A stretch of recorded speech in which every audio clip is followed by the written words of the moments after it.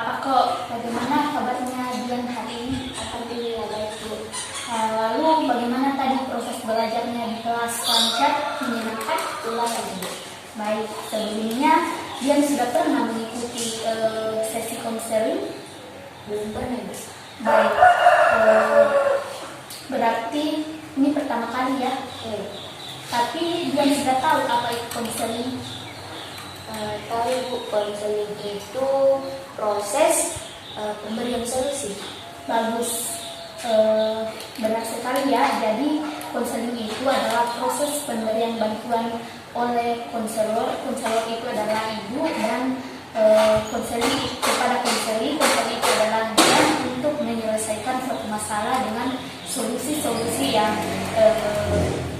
dia berikan maupun ibu berikan. Kemudian konseling itu ada beberapa asas yang harus kita patuhi bersama. Yang pertama itu asas kerahasiaan. Asas kerahasiaan ini menjamin seluruh informasi dan cerita yang dia sampaikan kepada kakak ataupun sebaliknya tidak akan bocor kepada orang lain, hanya Dian dan ibu yang tahu. Terus asas kesukarelaan berarti Dian datang ke sini dengan sukarela tanpa paksaan dari orang lain, betul kan? Terus yang ketiga itu asas keterbukaan, artinya Dian bersedia untuk terbuka dan menceritakan seluruh permasalahan yang Dian alami. Bagaimana? Dian sudah paham? Oh begitu ya Bu, baik Bu, Dian sudah paham. Baik, karena pertemuan kita ini dibatasi oleh waktu, kita akan melakukan pertemuan selama 20-30 menit. Apakah cukup? Mudah-mudahan cukup Ibu. Mudah-mudahan cukup ya. Nanti kalau masih ada yang ingin dibahas, nanti kita atur waktu lagi. Baik. Nah, tadi kan dia sudah mengetahui apa itu konseling dan asas-asas konseling, dan kita juga sudah sepakat kalau kita harus terbuka ya. Begitu. Sekarang dia sudah siap melakukan sesi konseling. Insya Allah siap. Siap ya, kita mulai ya. Mungkin dia sudah mulai bisa memulai bercerita kepada ibu masalah apa yang sedang dihadapi. Silahkan. Jadi begini Bu, saya sering mendapatkan nilai yang baik di kelas dan prestasi yang juga cukup baik. Namun di semester ini nilai saya sangat turun drastis, apalagi sebentar lagi ujian akhir. Tadi dia mengatakan kalau nilai dan prestasi belajarnya turun ya. Kalau boleh tahu, mengapa bisa terjadi seperti itu? Mungkin karena akhir-akhir ini saya sangat malas belajar seperti itu. Oh begitu. Baik, jadi prestasi belajar dia turun karena harus belajar ya. Padahal ada keinginan besar dia untuk tetap mempertahankan dan bahkan ingin meningkatkan nilai yang sebelumnya dia dapatkan. Begitu? Iya Ibu. Bisa dilanjutkan pertama dia? Iya Bu, begini, akhir-akhir ini saya sangat malas belajar karena ada wifi di rumah, sehingga saya lebih banyak menghabiskan waktu dengan main HP dan menonton TV daripada belajar. Padahal dalam hati ada keinginan untuk belajar, tapi keinginan membuka HP mungkin lebih menarik perhatian karena saya bisa mengakses semua sosial media sepuasnya. Oh, jadi sebenarnya dia punya banyak waktu luang di rumah belajar, tapi keinginan dia untuk bermain HP dan menonton TV itu lebih utamakan atau lebih menarik perhatian dia. Begitu ya? Iya Bu. Nah, jadi sebenarnya dia rasa malas itu dalam diri kita itu sebenarnya wajar. Namun bagaimana kita menjawabnya, entah itu kita mempertahankan rasa malas itu atau mau membuang atau mengganti sehingga kita bisa berjalan ke arah yang lebih positif dan ke arah perubahan yang kita inginkan. Begitu. Nah, sekarang ibu boleh bertanya kepada dia. Bisa.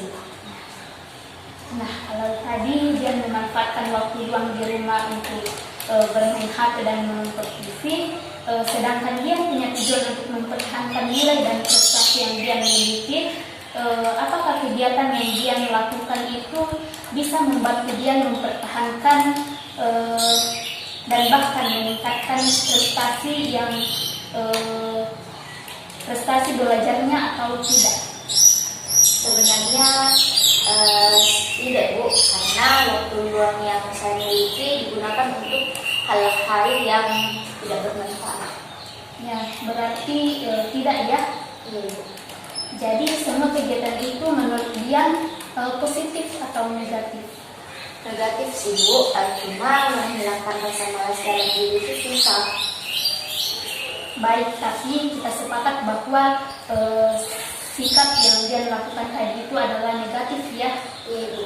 Ya, sebenarnya untuk masalah susah atau tidaknya memang sangat susah Dian. Ibu pun pernah mengalami hal yang sama dengan Dian saat ibu ingin melakukan perubahan besar dalam diri ibu, tapi ibu butuh perjuangan yang besar.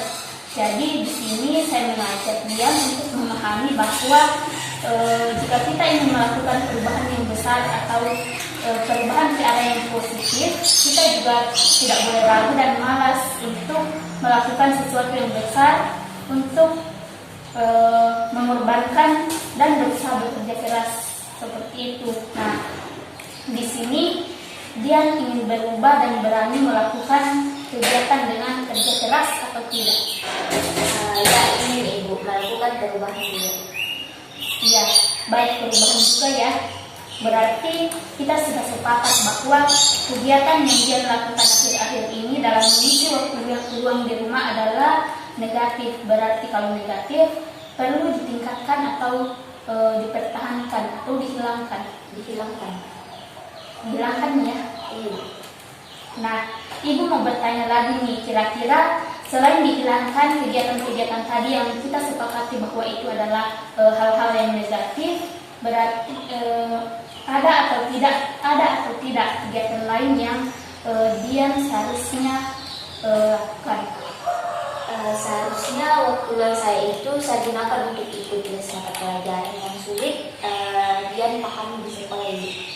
Ya, tadi dia mengatakan bahwa dia memiliki tujuan untuk mempertahankan dan meningkatkan nilai dia yang dia sudah dapatkan sebelumnya. Dan kita juga sudah tadi sepakat bahwa pemanfaatan waktu luang dan dia lakukan di akhir-akhir ini adalah negatif dan tidak membantu menyelesaikan masalah dia. Dan kita juga sudah sepakat untuk menghilangkan mata pelajaran yang sepakat untuk menghilangkan mata pelajaran yang kurang dipahami di sekolah untuk menambah wawasan dan ilmu lebih. Mungkin seperti itu atau mungkin ada lagi menurut dia? Saya juga akan mengurangi kegiatan saya yang kurang bermanfaat, yaitu main gadget yang berlebihan dan menonton TV. Mungkin itu gitu lah. Nah, iya baik. Jadi kita sepakat ya bahwa untuk mencapai tujuan dia mempertahankan dan meningkatkan kembali nilai yang sebelumnya telah didapatkan adalah kita harus memanfaatkan waktu luang yang baik, kemudian menghilangkan kegiatan-kegiatan yang kurang positif, melakukan les dan menambah wawasan. Seperti itu ya. Nah, dari tadi solusi yang kita sepakati bersama, kira-kira apa yang akan dia lakukan ke depannya?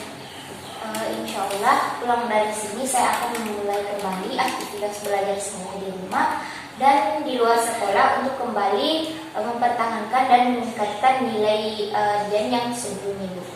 Bagus sekali ya, Ibu senang mendengarnya. Ibu yakin Dian bisa mengembalikan nilai seperti sebelumnya dengan melakukan kegiatan positif yang sudah kita bicarakan bersama. Iya Ibu, terima kasih. Kemudian mungkin ada lagi atau tidak yang dia ingin sampaikan? Saya rasa sudah cukup Ibu. Cukup ya. Mungkin kalau misal ada lagi yang ingin dibahas, nanti kita lanjut di pertemuan berikutnya ya. Dia bisa menghubungi Ibu terlebih dahulu untuk membuat janji, mungkin lewat WA bisa mungkin ya. Baik Ibu. Ya, mungkin sebelumnya kita akhiri pertemuan kita karena waktunya juga hampir selesai. Mungkin Dian bisa mengutarakan bagaimana perasaan Dian setelah mengikuti sesi konseling hari ini. Dian merasa termotivasi untuk mencapai tujuan saya, mengembalikan nilai yang telah saya dapatkan sebelumnya dan bahkan meningkatkan dengan cara yang telah dibahas bersama tadi. Baik, semoga pulang dari konseling ini Dian benar-benar bisa melaksanakan kegiatan yang telah kita bahas tadi dan yang telah kita sepakati juga. Dian bisa menjadi pribadi yang lebih baik serta bisa memanfaatkan waktu luang di rumah untuk belajar lebih giat lagi. Iya Ibu. Mungkin cukup ya. Iya Ibu, terima kasih banyak atas bantuannya. Iya, sama-sama Dian. Kalau begitu, Dian permisi kembali ke kelas Ibu. Terima kasih banyak. Iya, silakan. Iya Ibu, terima kasih.